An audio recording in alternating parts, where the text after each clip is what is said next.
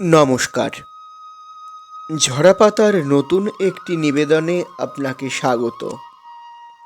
প্রতি শুক্রবার ঠিক দুপুর 1টায় শুনবেন আমাদের বিশেষ নিবেদন দেশগাথা। ভারতের স্বাধীনতা আন্দোলনে আত্মনিবেদন করেছেন দেশের বিপ্লবীরা, আর তাদের বীরগাথাই শুনবেন দেশগাথার বিশেষ নিবেদনে। পাঠে বিজয়। আজকের পর্বে শুনবেন শহীদ প্রফুল্ল চাকি, বিপ্লবী বারীন্দ্র কুমার ঘোষ এবং বিপ্লবী বাসুদেব বলবন্ত ফার্কের কথা। চলুন শুরু করা যাক বীরগাথায় মোড়া এক অনন্য কাহিনী, দেশগাথা। আজ প্রথম পর্ব। শহীদ প্রফুল্ল চাকি। শহীদ প্রফুল্ল চাকির নাম আমরা সকলেই জানি। আমরা জানি তিনি এবং তার সহযোগী ক্ষুদিরাম কলকাতার চিফ প্রেসিডেন্সি ম্যাজিস্ট্রেট মিস্টার কিংসফোর্ডকে হত্যা করতে গিয়েছিলেন। কিংসফোর্ডের কী দোষ? কিংসফোর্ড আন্দোলনকারীদের ওপর প্রবল নির্যাতন নীতি চালু করেছিলেন। এর ফলে কলকাতার রাস্তায় ছাত্র যুবকদের সঙ্গে পুলিশের সংঘর্ষ হয়েছিল। হাঙ্গামা করার অভিযোগে সুশীল সেন নামে এক বালককে গ্রেপ্তার করা হয়। জনসমক্ষে তাকে বেত্রাঘাতে জর্জরিত করা হয়। এই কুৎসিত আদেশটিও কিংসফোর্ড দিয়েছিলেন। কিংসফোর্ডকে পৃথিবী থেকে চিরতরে সরাতে হবে, এটিই ছিল গুপ্ত সমিতির গোপন সভায় নেওয়া ভয়ঙ্কর সিদ্ধান্ত। হয়তো এই সিদ্ধান্তের খবর ব্রিটিশ রাজশক্তির কানে পৌঁছে গিয়েছিল।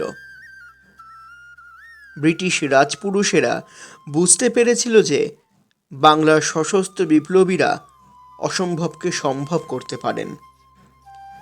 কিংসফোর্ডকে এখানে রাখা কোনো মতেই উচিত হবে না। তাই তারা তড়িঘড়ি মিটিং ডেকে কিংসফোর্ডকে পাঠিয়ে দিলেন মুজফ্ফরপুরে। তারা ভাবলেন, মুজফ্ফরপুর কলকাতা থেকে অনেক দূরে, এখানে হিন্দিভাষীরা সংখ্যায় বেশি। তারা সাধারণত কোনো ঝামেলা ঝঞ্ঝাটের মধ্যে জড়াতে চান না। কিংসফোর্ড সেখানে নিশ্চিন্তে শাসনকার্য পরিচালনা করতে পারবেন। তারা জানতেন না বিপ্লবীরা কি বজ্রকঠিন মনোভাবের অধিকারী। তাদের নেতারা এবার একটা কঠিন সিদ্ধান্ত গ্রহণ করলেন। কিংসফোর্ড মুজফ্ফরপুর জেলা জজ হয়ে বদলি হয়েছেন, কিন্তু এই পাপী মানুষটাকে কোনোভাবেই পৃথিবীতে বাঁচিয়ে রাখা আর তো সম্ভব নয়। আদেশ দিলেন অরবিন্দ ঘোষ, রাজা সুবোধ মল্লিক এবং চারু দত্ত। তারা তিনজন একসঙ্গে ঠিক করলেন কিংসফোর্ডকে এবার মরতেই হবে। এবার বারীন ঘোষ, উপেন্দ্রনাথ বন্দ্যোপাধ্যায় এবং হেমচন্দ্র সেন মুজফ্ফরপুরে গেলেন। সেখানকার অবস্থা কেমন তা ভালোভাবে পরীক্ষা করলেন। সঙ্গে গেলেন নরেন গোসাই নামে আরেক বিপ্লবী। নরেন গোসাই ছিলেন অত্যন্ত কোমল মনের মানুষ। তিনি বাবা এবং স্ত্রী পুত্রের সঙ্গে দেখা করবার জন্য বাড়ি গেলেন। বাড়িতে এসে আর দলের সঙ্গে যোগাযোগ করলেন না। বোঝা গেল শেষ মুহূর্তে নরেন গোসাই ভয় পেয়েছেন। তাহলে কার ওপর এই গুরুদায়িত্ব অর্পণ করা যায়? বারীন ঘোষ ও সত্যেন বোস ক্ষুদিরাম বসু এবং প্রফুল্ল চাকির নাম ঘোষণা করলেন। প্রফুল্ল চাকির জন্ম হয়েছিল 1888 সালের 10ই ডিসেম্বর বিহারের বগুড়া গ্রামে। তার পিতা শ্রদ্ধেয় রাজনারায়ণ চাকি। ছোট থেকেই প্রফুল্ল চাকি স্বদেশী মন্ত্রে দীক্ষিত হয়েছিলেন। এ ব্যাপারে তাকে সক্রিয় সহযোগিতা করেছিলেন তার পিতা এবং অন্যান্য আত্মীয় স্বজনরা। তারা সেদিনের বালক প্রফুল্ল চাকির মধ্যে দৃঢ় প্রত্যয় দেখতে পেয়েছিলেন। 1903 সালে মাত্র 15 বছর বয়সে প্রফুল্ল চাকি বান্ধব সমিতিতে যোগদান করেন। বান্ধব সমিতি তখন শহরের এক অত্যন্ত গুরুত্বপূর্ণ সংগঠন। এখানে নিয়মিত লাঠি খেলা, ছোড়া খেলা হয়। এখানকার নেতারা বিভিন্ন বিষয়ে ভাষণ দেন। ইতিমধ্যেই পুলিশের কালো চোখে পড়ে গেছে বান্ধব সমিতি।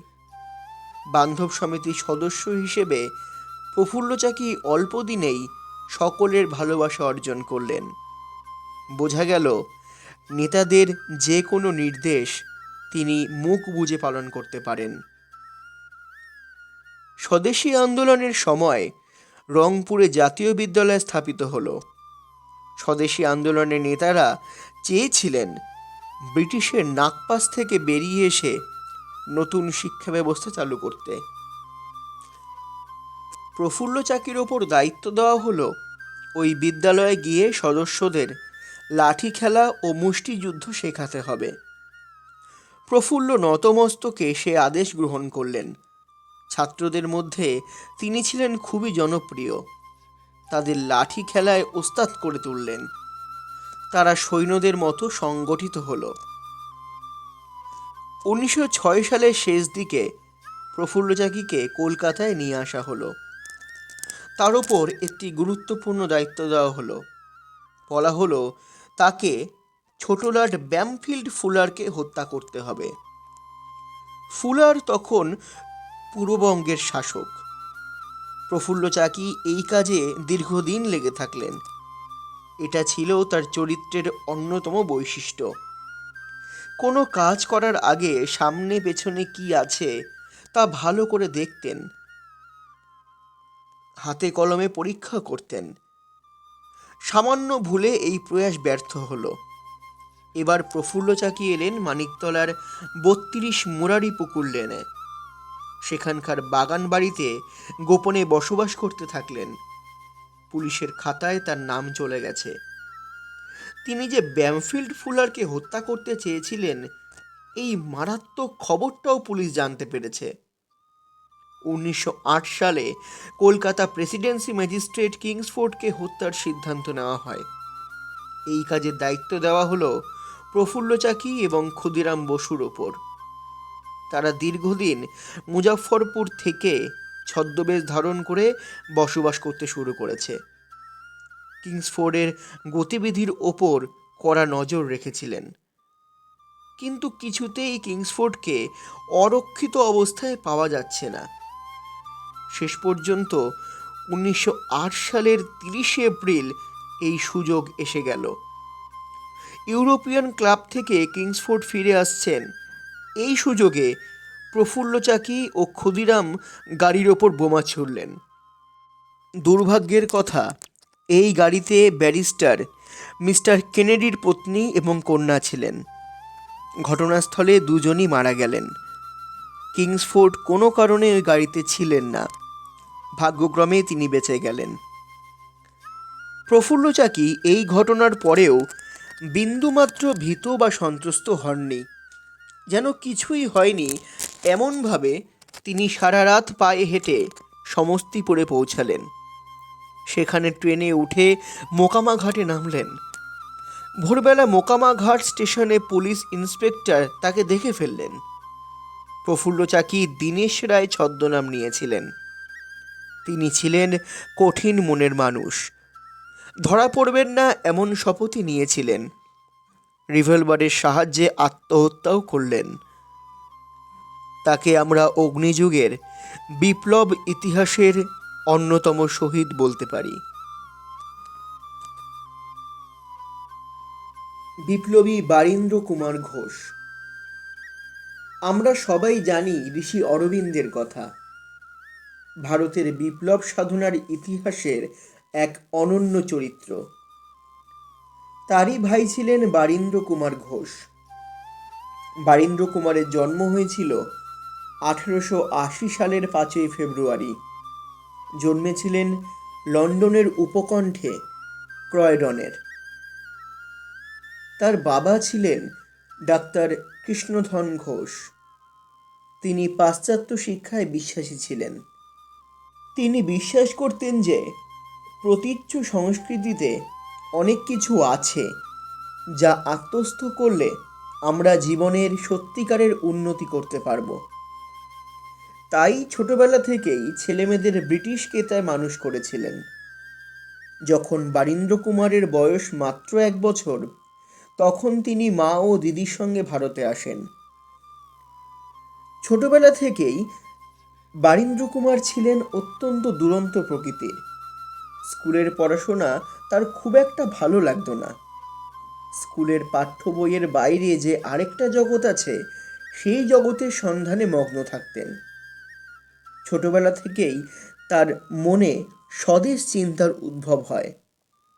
চারপাশের মানুষদের দেখে অত্যন্ত ব্যথা পেতেন বারীন্দ্র কুমার। কঠিন কঠিন প্রশ্ন করতেন, যে প্রশ্নের উত্তর দিতে গিয়ে বড়রা হিমশিম খেয়ে যেতেন। 1901 সালে দেহগড় বিদ্যালয় থেকে প্রবেশিকা পরীক্ষায় পাশ করলেন। এবার এলেন পাটনা কলেজে। সেখানে 6 মাস এফএ পড়ার পর ঢাকা কলেজে ভর্তি হলেন। তখন থেকেই বারীন্দ্র কুমার ঘোষের মধ্যে বিপ্লবী চেতনার জন্ম হয়েছিল। তিনি এলেন বরোদাতে। সেখানে অরবিন্দ ঘোষ বসবাস করছেন। অরবিন্দ ঘোষ ছিলেন বরোদার মহারাজার অত্যন্ত কাছের মানুষ। অরবিন্দ ঘোষ বরোদায় বিপ্লবী আন্দোলন সংগঠিত করছেন। অরবিন্দ ঘোষের প্রভাব পড়ল বারীন্দ্র কুমার ঘোষের ওপর। 1902 সালে অরবিন্দের নির্দেশেই তিনি কলকাতা এলেন। গুপ্ত বিপ্লবী দল সংগঠন করতে হবে, এমন একটি গুরুদায়িত্ব দেওয়া হলো তাকে। প্রথম থেকেই তার সঙ্গে যতীন্দ্রনাথ বন্দ্যোপাধ্যায় বা নিরালম্ব স্বামীর ব্যক্তিত্বে সংঘাত শুরু হয়। শেষ অবধি বারীন্দ্র কুমার ঘোষ বুঝতে পেরেছিলেন যে দল চালাতে হলে তাকে কিছু অপ্রিয় সিদ্ধান্ত নিতে হবে। অরবিন্দের মধ্যস্থতায় দুজনের মধ্যে সাময়িক সমঝোতা চুক্তি সম্পাদিত হলো, কিন্তু একে অন্যকে সহ্য করতে পারলেন না। তাদের মধ্যে ব্যক্তিত্বের সংঘাত দেখা দিল। 1906 সালে বারীন্দ্র কুমার ঘোষ যতীন্দ্রনাথকে সংগঠন থেকে বহিষ্কৃত করলেন। সংগঠনের ওপর বারীন্দ্র কুমারের প্রভাব ছিল অসাধারণ। বয়সের কোনো বাছবিচার তিনি মানতেন না। সকলকেই তিনি ভালোবাসতেন, প্রতিটি সদস্যের সুখ দুঃখের ওপর নজর রাখতেন। 1902 থেকে 3 সালে ফরাসি অধিকৃত চন্দননগরের মধ্যে দিয়ে অস্ত্র আমদানির একটা পরিকল্পনা করা হয়। একদল মানুষ বিশ্বাসঘাতকতার ফলে এই পরিকল্পনা শেষ পর্যন্ত ব্যর্থ হয়। এই পরিকল্পনার অন্তরালে ছিলেন সেদিনের সদ্য যুবক বারীন্দ্র কুমার ঘোষ। বারীন্দ্র কুমার বুঝতে পেরেছিলেন এভাবে হঠকারী সিদ্ধান্ত গ্রহণ করে কোনো লাভ নেই। এখন নতুন নতুন জায়গাতে গুপ্ত সংগঠনের ঘাঁটি তৈরি করতে হবে। এর জন্য এলেন ওড়িশায় এবং আসামে।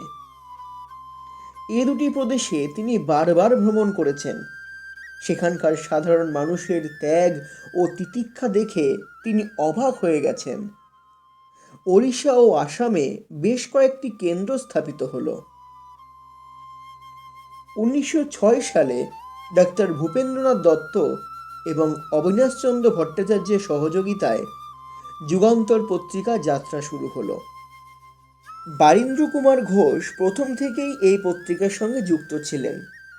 1 বছর ধরে পত্রিকাটি প্রকাশিত হতে থাকে। ইতিমধ্যে নানা ধরনের ঘটনা ঘটে গেছে। কিংসফোর্ডকে হত্যার জন্য প্রফুল্ল চাকি এবং ক্ষুদিরাম বোসকে মজফ্ফরপুরে পাঠানো হয়েছে। এই কাজে তারা সফল হননি।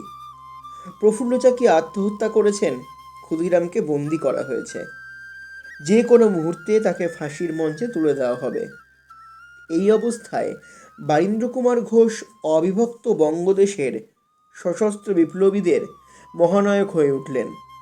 তার বিরুদ্ধে একাধিক মামলা করা হলো। বলা হলো তিনি নাকি কিংসফোর্ড হত্যা ষড়যন্ত্রের সঙ্গে যুক্ত আছেন। এমনকি আলিপুর বোমা মামলার অন্যতম আসামি হিসেবে তাকে আদালতে আনা হলো। বিচারে তার প্রাণদণ্ডের আদেশ দেওয়া হলো। হাইকোর্টে আপিল করা হলো। এই আপিলের পর বারীন্দ্র ঘোষের প্রাণদণ্ডের আদেশ রদ হলো। তাকে যাবজ্জীবন দ্বীপান্তরের আদেশ দেওয়া হলো। বারীন্দ্র কুমার ঘোষ এলেন আন্দামানের সেলুলার জেলে। সেখানকার অভিজ্ঞতা অবর্ণনীয়। 1909 সাল থেকে 1920 সালের ডিসেম্বর মাস পর্যন্ত, অর্থাৎ দীর্ঘ 11 বছর তাকে ওই জেলে দিন কাটাতে হয়েছিল। মুক্তির পর পণ্ডিচেরিতে অরবিন্দের আশ্রমে বসবাস করতে থাকেন। তখন তার সম্পাদনায় বিজলি পত্রিকা প্রকাশিত হয়। তিনি দৈনিক বসুমতী পত্রিকাও সম্পাদনা করেছিলেন। জন্মবিপ্লবী বারীন্দ্র কুমার ঘোষ ছিলেন এক সুসাহিত্যিক। নিজের অভিজ্ঞতার উপর লেখা তার একাধিক বই আজও আমরা সাগ্রহে পাঠ করে থাকি। তিনি লিখেছিলেন দ্বীপান্তরের বাসী, পথের ইঙ্গিত, ভারত কোন পথে, আমার আত্মকথা, অগ্নিযুগ, রীতি রাজনারায়ণ প্রভৃতি বই। শহীদ বাসুদেব বলবন্ত ফাড়কে। আজ থেকে অনেক বছর আগে মহারাষ্ট্রের বীর বিপ্লবী বাসুদেব বলবন্ত ফাড়কে প্রথম ইংরেজ সরকারের বিরুদ্ধে বিদ্রোহ ঘোষণা করেছিলেন। 1879 সাল। ভারতের বুকে ব্রিটিশ শাসন তখন চেপে বসেছে। ব্রিটিশের অত্যাচারী মুখ ধীরে ধীরে প্রকট হয়ে উঠেছে। এই সময় বলবন্ত ফাড়কে মহারাষ্ট্রের প্রায় 300 তরুণকে সুগঠিত করেছিলেন। তিনি প্রথম সংগ্রাম করেন সুদখোর মহাজন এবং জমিদারদের বিরুদ্ধে। তখন মহারাষ্ট্রের গ্রামে গঞ্জে চড়া সুদে ধার দেওয়া হতো। সাধারণ মানুষের দুঃখ দুর্দশার সুযোগ নিয়ে মহাজনরা অন্যায় অত্যাচার করত। ঘর থেকে সব কিছু কেড়ে নিত। নিরক্ষর প্রজাদের কাছ থেকে বেশি টাকা সুদ হিসেবে লিখিয়ে নেওয়া হতো। সেই টাকা শোধ করতে না পারলে অবর্ণনীয় পরিস্থিতি। সামান্য টাকা না দিতে পারায় জমি বিক্রি হয়ে যাচ্ছে, এমন ঘটনা বারবার ঘটেছে। এইসব সুদখোরদের বিরুদ্ধে লড়াই করাই ছিল অসম্ভব ব্যাপার। ঠিক জায়গাতেই আঘাত হানলেন বাসুদেব বলবন্ত ফাড়কে। 300 জন তরুণকে গেরিলা যুদ্ধে প্রশিক্ষিত করে তুললেন। জঙ্গলের মধ্যে ছিল তার প্রশিক্ষণ শিবির। মহাজনরা ভাবতেই পারেনি এমন একটি ঘটনা ঘটতে চলেছে। হঠাৎ তাদের অবাক করে দিলেন বাসুদেব বলবন্ত। অসীম সাহসের প্রতীক ছিলেন তিনি। তরুণরা আক্রমণ করলেন মহাজনদের বাড়ি। আগুন ধরিয়ে দেওয়া হলো ধানের গোলাতে। অত্যাচারী সুদখোর মহাজনরা এবার ইংরেজ সরকারের সঙ্গে যোগাযোগ করল। তারা বুঝতে পারল ইংরেজ সরকারের সাহায্য না পেলে বাসুদেবকে পরাস্ত করা সম্ভব নয়। বাসুদেব ছিলেন এক মহান নেতা। তিনি কোল, ভিল, ঢাঙর প্রভৃতি উপজাতির তরুণদের মনে বিপ্লবীর বাণী পৌঁছে দিয়েছিলেন। মুসলমান রোহিল্লারা তাকে খুব ভালোবাসতেন। শুরু হলো দুপক্ষের সংগ্রাম। একদিকে বলবন্ত ফাড়কের অধিনায়কত্বে 300 জন বীর তরুণ। এই যুদ্ধে জয়লাভ করার জন্য তারা সব কিছু দিতে প্রস্তুত। অন্যদিকে মহাজন সুদখোরদের দল, তাদের পাশে ইংরেজ সরকারের বেতনভোগী সৈনিকরা। এহেন মহান মানুষটির জন্ম হয়েছিল 1848 খ্রিস্টাব্দের 4 নভেম্বর। তিনি ছিলেন মহারাষ্ট্রের চিৎপবন ব্রাহ্মণ এবং জমিদার বংশের সন্তান। জমিদার বংশের সন্তান হওয়াতে জমিদারদের অত্যাচার চোখের সামনে থেকে দেখেছিলেন। বারবার তার সঙ্গে বাড়ির বড়দের সংঘাত বেঁধে যেত। সেদিনের বালক এই অত্যাচারের বিরুদ্ধে বিদ্রোহ ঘোষণা করেছিলেন। বাবার সাথেও তর্কযুদ্ধে মেতে উঠতেন। পড়তেন ইংরেজি স্কুলে। ব্রিটিশ সভ্যতার সঙ্গে পরিচিত ছিলেন। বুঝতে পারলেন যে ব্রিটিশরা মুখে যা বলে কাজে তার বিপরীত করে। তাদের সাথে কোনো আপোষ নয়। প্রথম জীবনে মিলিটারি ফিনান্স ডিপার্টমেন্টে চাকরি করেছিলেন। চাকরি ভালো লাগলো না। চাকরি ছেড়ে দিয়ে সংগ্রাম বাহিনী গঠন করলেন। 1879 30 বছরের বাসুদেব কোলভিলদের সঙ্গে নিয়ে এক তরুণ দল গঠন করলেন। শুরু হলো ইংরেজদের বিরুদ্ধে গেরিলা যুদ্ধ। 1 বছর ধরে যুদ্ধ করেছিলেন। 1880 সালে একজন বিশ্বাসঘাতকতায় বাসুদেব বলবন্ত ফারকে ধরা পড়ে যান। তার বিরুদ্ধে রাজদ্রোহীর অভিযোগ আনা হয়। বিচারের নামে প্রহসন চলে। আত্মপক্ষ সমর্থনের সুযোগে তিনি বলেছিলেন, ইংরেজ সরকারকে ভারতের বুক থেকে তাড়ানোই আমার জীবনের একমাত্র লক্ষ্য বা ব্রত। যদি এর জন্য আমাকে মৃত্যুবরণ পর্যন্ত করতে হয়, হাসতে হাসতে আমি তা করব। বিচারে তাকে যাবজ্জীবন কারাদণ্ডে দণ্ডিত করা হয়। জোর করে পাঠানো হয় সুদূর এডেন জেলে। ব্রিটিশ সরকার আইন বিরুদ্ধ ভাবেই এই কাজটি করেছিল। জেল কর্তৃপক্ষের নিপীড়ন, বারবার অনশনের ফলে তার শরীর ভাঙতে থাকে। জেল কর্তৃপক্ষের দেওয়া খাবার গ্রহণ করতে চাননি তিনি, এমনকি ইঞ্জেকশন পর্যন্ত নেননি। শেষ অবধি 1883 সালের 17 ফেব্রুয়ারি এই মহান মানুষটির মৃত্যু হয়। তাকে আমরা আজও মনে রেখেছি। তিনি হলেন ভারতের বুকে সশস্ত্র সংগ্রামের এক উজ্জ্বল জ্যোতিষ্ক। শহীদ বাসুদেব বলবন্ত ফারকের আত্মবলিদানের কথা মুখে মুখে প্রচারিত হতে থাকে। অনেক তরুণ তার আদর্শকে সামনে রেখে জাতীয়তাবাদী আন্দোলনে যোগ দেন। এভাবেই তিনি বেঁচে থাকেন অসংখ্য মানুষের মধ্যে। শুনলেন দেশগাথা। আজ শুনলেন প্রথম পর্ব। আগামী সপ্তাহে ঝরাপাতা ইউটিউব চ্যানেলে আবারও আসবে ঠিক দুপুর 1টায় শুক্রবার দেশগাথার দ্বিতীয় পর্ব। শুনতে ভুলবেন না। অপেক্ষায় থাকবো আপনাদের শোনানোর। দেখা হচ্ছে আগামী পর্বে। জয় হিন্দ, বন্দে মাতরম।